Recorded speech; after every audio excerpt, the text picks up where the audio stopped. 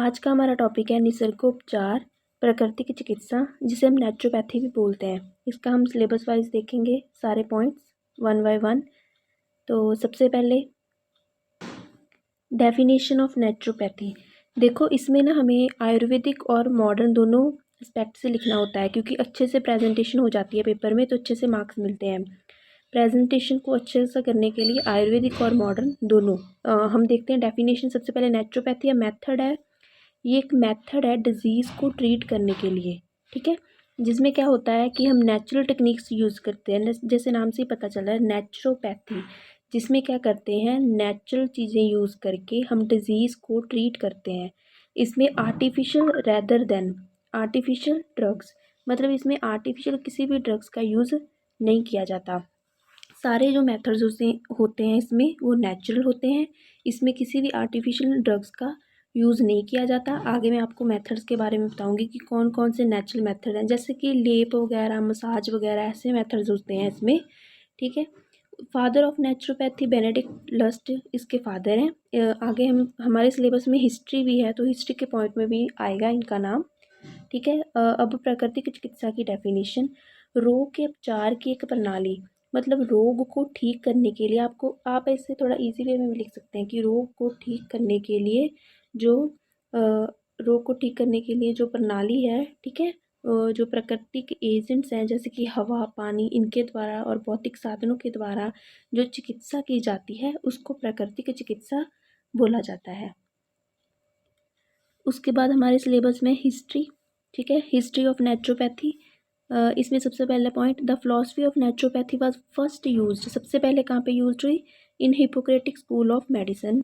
Hippocratic school मतलब Hippocrates के time पे, ठीक है, इन 400 BC।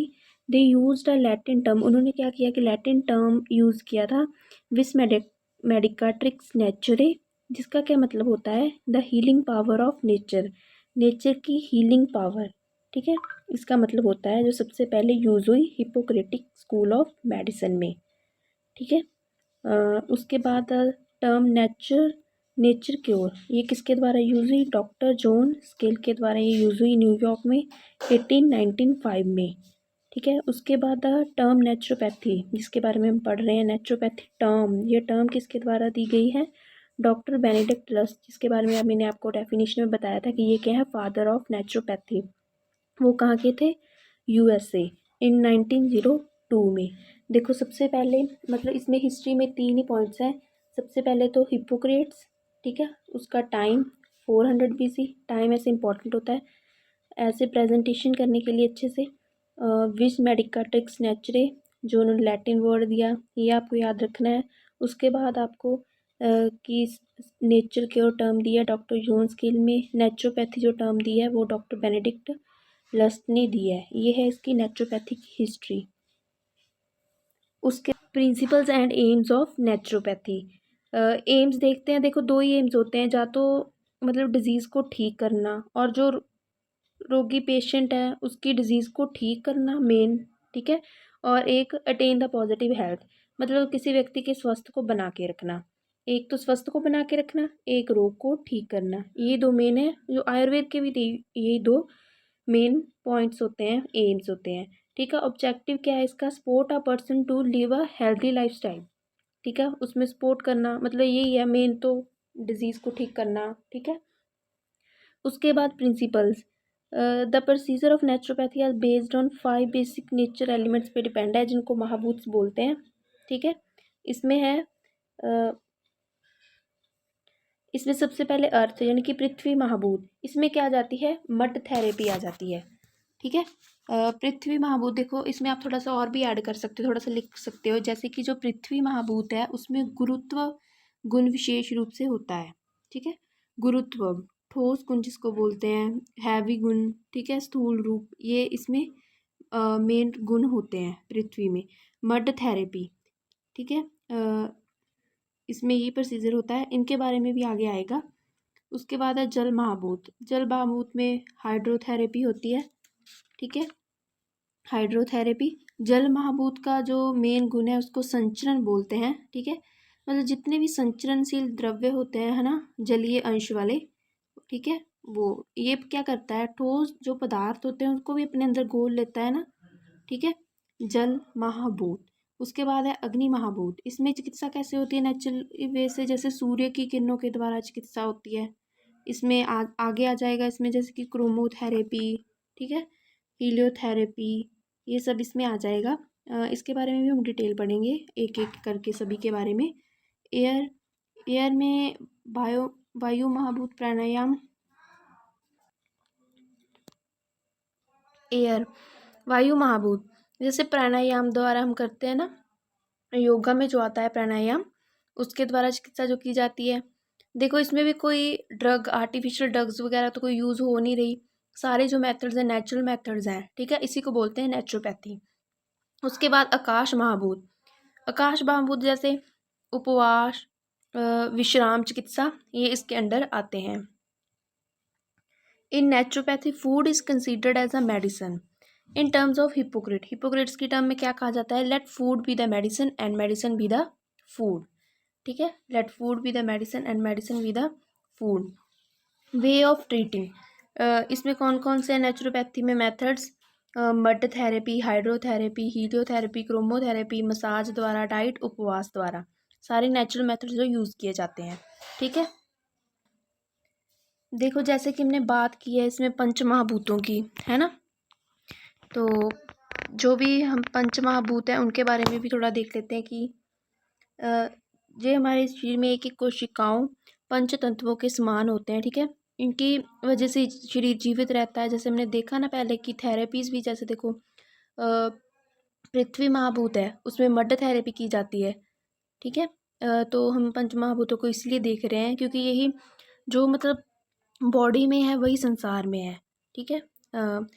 इसको हम बोलते भी हैं जथा पिंडे तथा ब्रह्मंडे, मतलब जो शरीर में है वही ब्रह्मांड में है, मतलब संसार में है।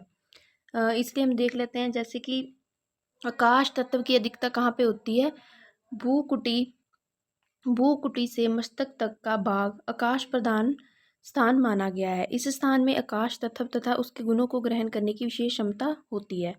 मतलब अपने भूकुटी से लेके मस्तक, मतलब फोरहेड, जो हमारा ब्रेन का पार्ट है, वायु तत्व की अधिकता कहाँ पे होती है, पेट से लेकर ऊपर गर्दन तक। देखो यहाँ पे फेफड़े होते हैं ना, वहीं पे ऑक्सीजन कार्बन डाइऑक्साइड, वहीं पे होती है वायु तत्व की प्रधानता। उसके बाद तेज तत्व की प्रधानता कहाँ पे होती है, नेत्रों में, खास करके मेनली नेत्रों में, मुख प्रदेश में।